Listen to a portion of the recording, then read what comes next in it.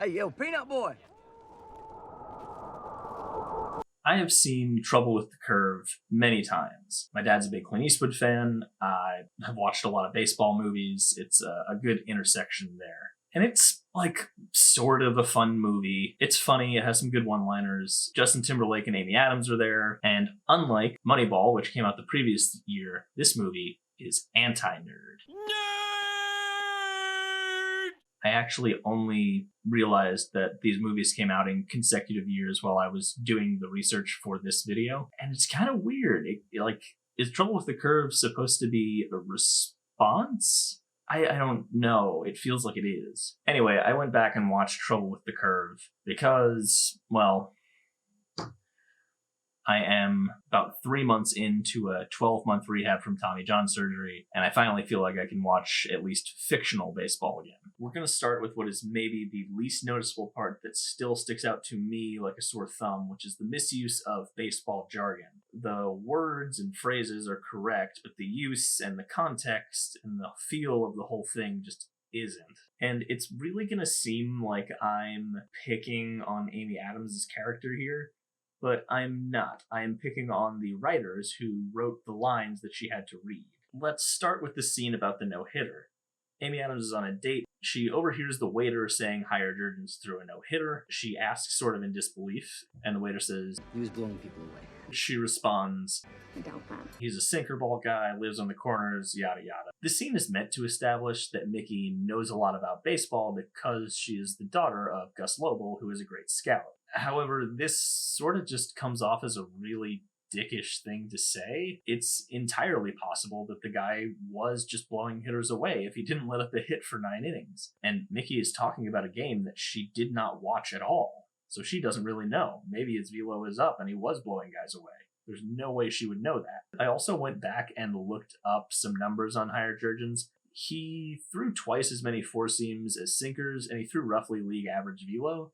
So he wouldn't have really been categorized as a crafty guy who had to live on the corners, nor would he have been categorized as a sinker baller. In another scene, Mickey is helping Gus scout Bo Gentry and is explaining to Justin Timberlake's character what she saw in Bo's swing. He uses his hips and legs for power. Yeah, that's what everyone does. You can't get power from anywhere else. Your only source of power is how your lower body interacts with the ground. She ends this observation with, You're on your own. And if the movie understood baseball better, this would be a tremendous in-joke about how she hadn't really said anything of substance. However, it's just played straight. You know too much about baseball to be a lawyer. In another scene just before this one, Gus is explaining to Mickey what she should look for in Gentry's swing. Okay, and his swing, is it a two-piece deal or is it nice and fluid? Means nothing. And then go around the other side and see how he they come goes the opposite way. Means nothing. That's all just, I don't even know what that was. I can barely even attempt to find what those are supposed to mean. Gentry pops up a fastball during the game. Gus notes that it was both popped up and a fastball, impressive considering the fact that he can't really see. And Mickey responds by saying, Hanging. You wouldn't ever really refer to a fastball as hanging. A hanging pitch refers to a breaking ball that didn't break the way it was supposed to and therefore stayed up or hung. You would never really say that a fastball was hanging. You might say that it was left over the middle or it caught too much plate, but you wouldn't say it was hanging because it wasn't really supposed to break in the first place. Now we get to Justin Timberlake's character, Johnny the Flame Flanagan. Gus is explaining why he was called the Flame. He could pitch a 100-mile-an-hour fastball, that's why. And that's not really how you would say it. You would say he threw 100 miles an hour, or even just he threw 100. It's implied that he was a pitcher. It's implied that it's the velocity of his fastball. And even more so, it's implied that it was 100 miles per hour. The backstory of Johnny's character is also a bit inconsistent in the way they talk about it. Gus says, He blew his arm out. They tried to bring him along too fast. I tried like mad to block that trade. And there's a lot going on here, and much of it is incorrect.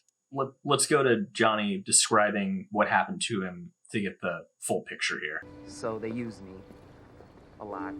My arm got tired, didn't say anything, ended up tearing my rotator.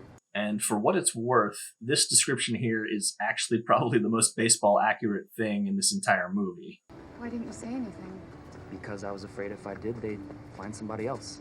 The sentiment of my arm hurts, but I can't say anything because I still want to have a job is a very real and true one in professional baseball. Johnny says he tore his rotator cuff, which is definitely a potentially career-ending injury, although not definitely. People come back from that. But Gus had described the injury as blew his arm out. Usually that designation is referred to something that happens on one pitch, and it's generally when a guy tears their UCL on one pitch. You wouldn't exactly say that a guy blew his arm out when he tore his rotator cuff over a period of time like Johnny describes. Next in Gus's statement is they tried to bring him along too fast. This wouldn't normally be given as a cause of injury as much as the cause of a lack of confidence if a guy was brought along too fast or promoted to the next level before he was ready. Flanagan's description of why he got hurt makes a lot more sense. So they use me a lot. Overuse. It's the most common cause of injuries. And finally, Gus says, I tried like mad to block that trade. and I'm sure that this just means that Gus was opposed to the trade, but the way that they phrase it here, it comes off as if he had the actual authority to stop the trade. And he certainly didn't. As an area scout, Gus would have absolutely no authority to actually block a trade from going through. Also on the topic of Flanagan's character, his backstory is also that he is scouting because he wants to be a broadcaster and the Red Sox have an open spot in the booth next year. Yes, Gus. I plan on bringing all that hard work and dedication I had as an athlete to my new profession as a broadcaster. And this just is not a career path that would realistically ever happen. If he wanted to be a broadcaster, he would probably be broadcasting minor league games, not scouting high school kids. Those are two unbelievably unrelated fields of baseball. Now just some little baseball details in the baseball scenes themselves. Firstly, most high school games are 7 innings, not 9. I understand why the movie doesn't take the time to do it this way and explain it, because it really doesn't matter, but it felt worth pointing out. Possibly the least realistic scene in this entire movie, Amy Adams walks into the baseball field and the only reaction from anybody is Justin Timberlake softly saying, "Wow."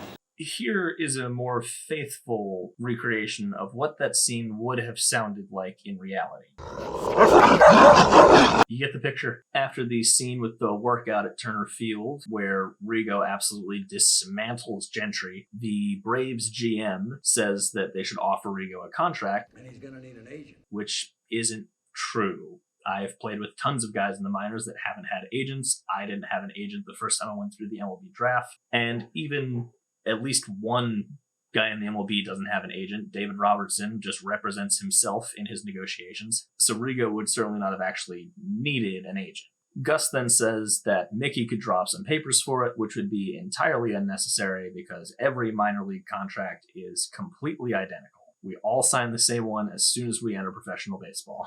Another little one that's sort of weird is when Gentry is hitting batting practice at Turner Field after he gets drafted. There's a catcher in the turtle during batting practice, and that was maybe a thing way back when in baseball, but it hasn't been a common thing for a very long while. And this brings us to the main antagonists of the film, Bo Gentry and whatever Matthew Lillard's character is named. I think it's Philip, but to me, he's always going to be Shaggy from the live-action Scooby-Doo movies. Them peppers is like hot. So I'm going to call him Shaggy from here on out. When Bo is first introduced, it is incredibly obvious that we are supposed to dislike him, and dislike him very strongly. And we do, of course. He's the worst possible character with not a single redeeming trait.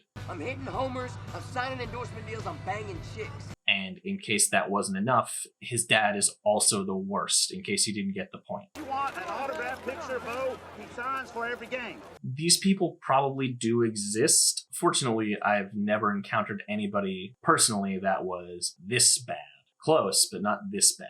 Anyway, the character of Bo Gentry is kind of a weird enigma because the movie is constantly trying to show us both that he is very good and also that he is not very good. And this creates some confusion, some issues. Part of this is also the fact that Bo Gentry here is basically a stand-in for Bryce Harper, who was the first overall pick in the 2010 draft. Harper also had the same kind of hype that Gentry has around him in the movie, and it's very likely that Gentry is just a stand-in for Harper. But the actor playing Bo doesn't seem to be terribly athletic or fast, and I understand that this is because his acting ability is probably way more important in this case than his ability to look like he's a baseball player. But in a baseball movie, it really does play a pretty big role in the realism, and so it still feels off. Matthew Lillard's character, a Braves front office executive, describes Bo as being a five-tool player, which refers to the five tools of baseball, which are hitting for average, hitting for power, defense, arm strength, and speed. And I really can't tell if this is meant to be an in-universe truth or if it's meant to be a deeper level joke about Shaggy here, who relies on his computer to analyze stats of players and doesn't go to games to actually watch them play. It would be an absolutely brilliant joke for the movie to make here because Shaggy never actually goes out to watch the games. He has no clue if Bo is actually a five-tool player or not. But the movie doesn't have the baseball awareness to make this joke, which is incredibly unfortunate in a movie about baseball awareness. Bo is shown to have a little bit of a bigger build that you wouldn't necessarily associate with blazing speed. And then the two times that he is shown to be fast, it's like unrealistically fast, to the point of it actually being kind of comical if you look at it. The first ball we see him hit is a well-struck line drive, basically directly to the left fielder. And this man cruises into second for a stand-up double. Most guys would be maybe just getting to first base as the left fielder fields this ball, and only like the absolute fastest of guys would be even considering going to second, and even then it would be an incredibly close play. But Bo cruises in like it's a stroll in the park. In the other scene, we see him beat out a pretty decently struck ground ball to the left side of the infield. In the scene, Mickey has a stopwatch and is timing him home to first, and it looks like the stopwatch says 3-5, which would be absurdly fast. But on top of that, he also beats the throw by like 2 full steps, which is, again, just an unrealistic, unbelievable level of speed that nobody possesses. Nobody could do that. So again, it's really hard to tell if this is supposed to be his actual skill level or if it's sort of an inside joke about Shaggy not really understanding baseball. His defense and arm strength are never shown on screen, so we don't know about that, and no one ever really brings this stuff up, so we have nothing else to go off of on that. And Matthew Lillard is supposed to be a caricature, sort of what you'd call a nerdier front office executive who didn't really play baseball, which has an agenda behind it, I'm sure. And that brings us more to the end of the movie, which deserves a little bit more of an in-depth analysis. Now, the first important scene of the ending is the MLB draft. The Red Sox have the first pick, the Braves have the second. The Red Sox pass on Gentry on the advice of Johnny Flanagan, who is taking Gus's advice. Then the Braves draft Gentry against Gus's advice, which causes some issues in some of the subplots that are not baseball related and I do not care about for the purposes of this video. I've never been in the war room on draft day, so I don't know how accurate this is necessarily, but I do know that this line by Shaggy is preposterous. Bo Gentry's the kind of five-tool player that changes the entire landscape of a franchise. We draft this kid, and we are competitive for the next 5-10 years. First off, even if Bo is as talented as he's said to be,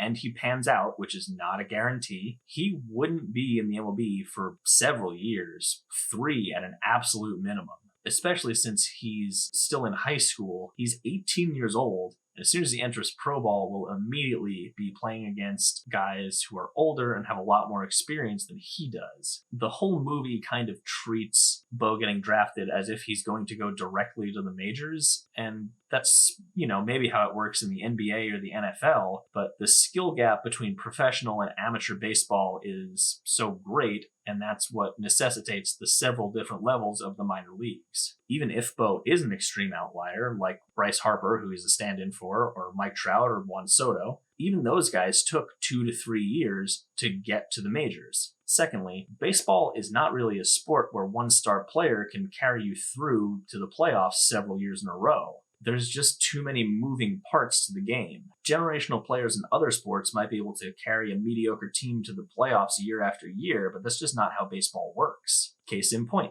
Mike Trout. Trout is very well agreed upon to be a generational talent. He has been an all-star every single year of his career except for the year he was called up and the 2020 season when there was no all-star game because of the COVID-shortened season. For all intents and purposes, he is one of the best players of the last decade, and no one would dispute that. The Angels, the team he has played on the entire time, have made the playoffs precisely one time in the last decade, and when they did, in 2014, they were swept in the first round of the playoffs. In baseball, one player, no matter how good they are, cannot make that big of a difference. And now we get to the part of this movie that really pisses me off. The workout at Turner Field. Bo is at Turner Field hitting batting practice after he's the second overall pick in the draft by the Braves. Completely normal. That's a very real thing that would probably happen. However, Mickey, as she's leaving the hotel that they were staying at in North Carolina, finds a kid named Rigo who is playing catch with his little brother, and it turns out he is an incredibly good pitcher.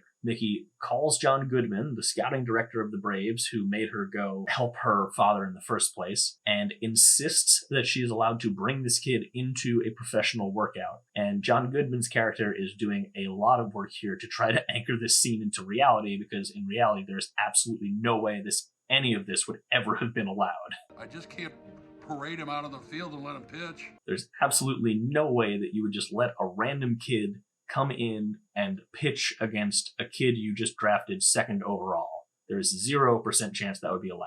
Also, this kid just walks out there with absolutely no warm-up and just starts hucking pitches past Gentry. It's pretty well established that the hotel is in North Carolina and this workout is happening at Turner Field in Atlanta. The kid was definitely in a car for a good while. He is not loose. And the worst thing about the entire scene, he goes out to the mound in running shoes. This is ridiculous. If I attempted to throw a pitch at 60% on a dirt mound in running shoes, as soon as my front foot hit the ground, it would slip out, I would pull my hamstring, and I would throw the pitch 20 feet up the backstop. This is such an absurd thing to not even consider as a detail when you are making a baseball movie. The guy pitching in the climax of the movie should be wearing cleats, not running shoes. This kid would have been laughed out of the stadium for this, as would Mickey and Gus and John Goodman and anybody else even remotely involved in it. Hey guys, this is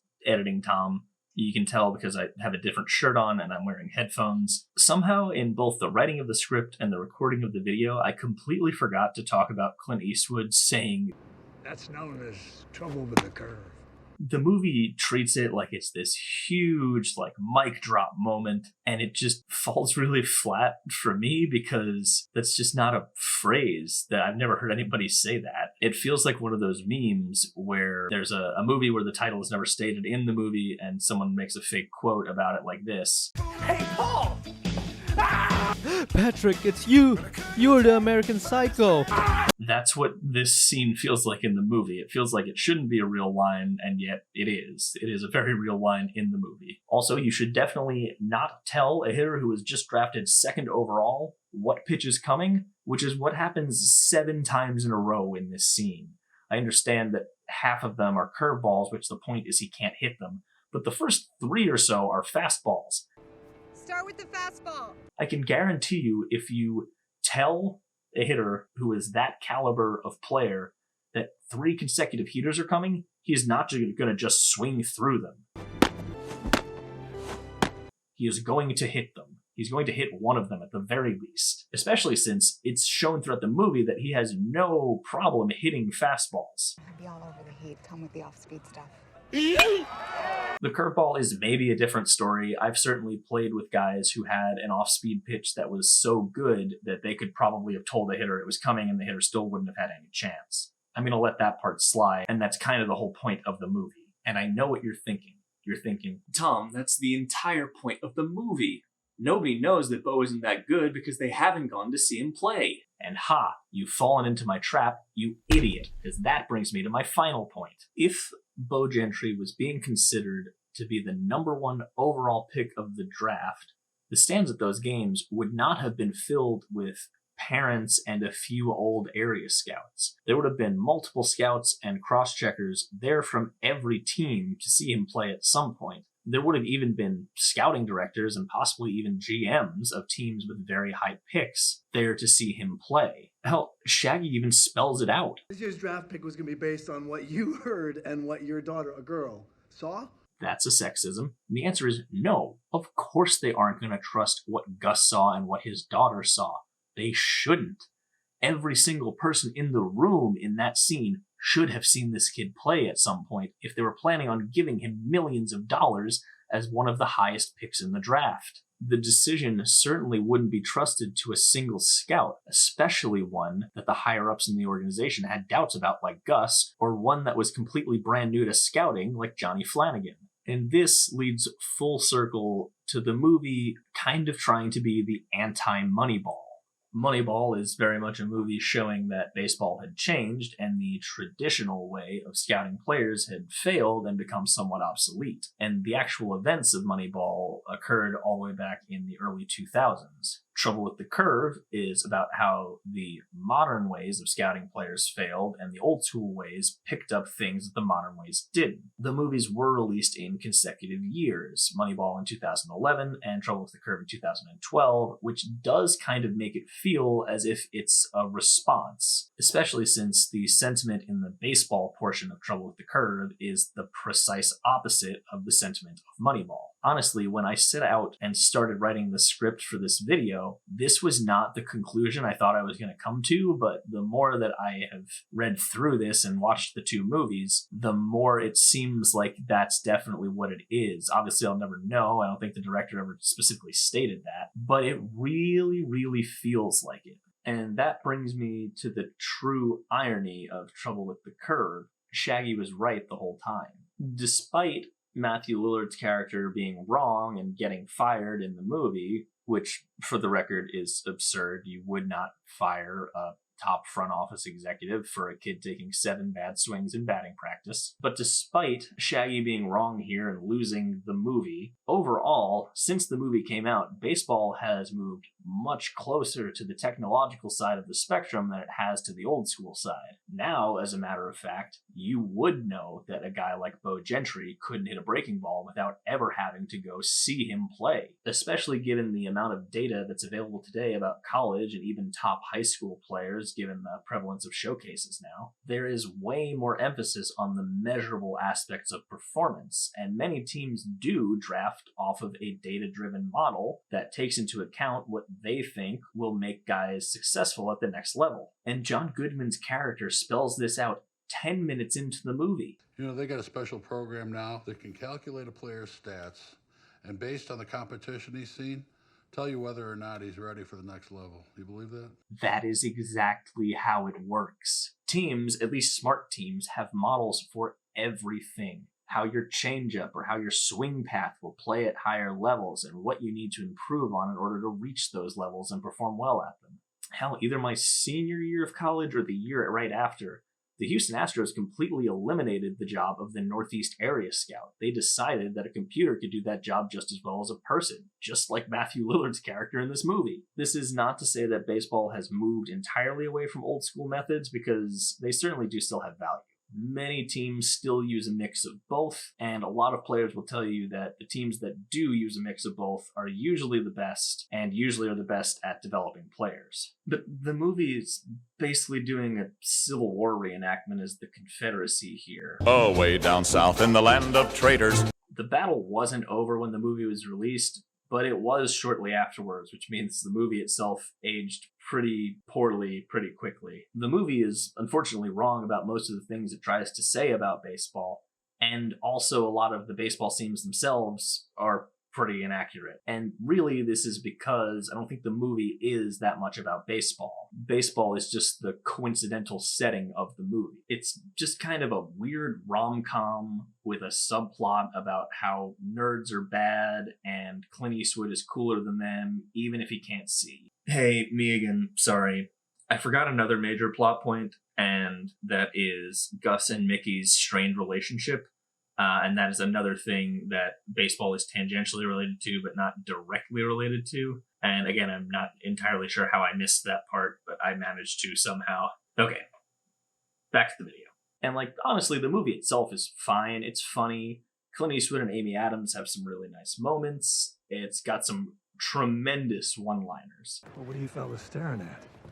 I'm not a pole dancer. The acting is pretty good. Clint Eastwood does a really great job in a role about being a grumpy old dude. Shocker. JT and Amy Adams are fun. They play the parts really well. The plot is a bit predictable overall, maybe, but aren't a lot of movies. But it certainly has some redeeming moments. It's just that all of the flaws in the baseball stuff and the baseball logic really make it fall apart as a baseball movie, which is what it's presenting itself to be. Anyway, that's about all I've got for this movie. Let me know if this was interesting or if you'd like to see me do this with any other baseball movie. I'll look at it from a baseball perspective. I really do like watching baseball movies despite what it might have seemed like during this video. So let me know if there's any others that would be interesting in this format, because I really enjoyed doing this. It was fun to do the research into it. And yeah, I'll see you when I see you.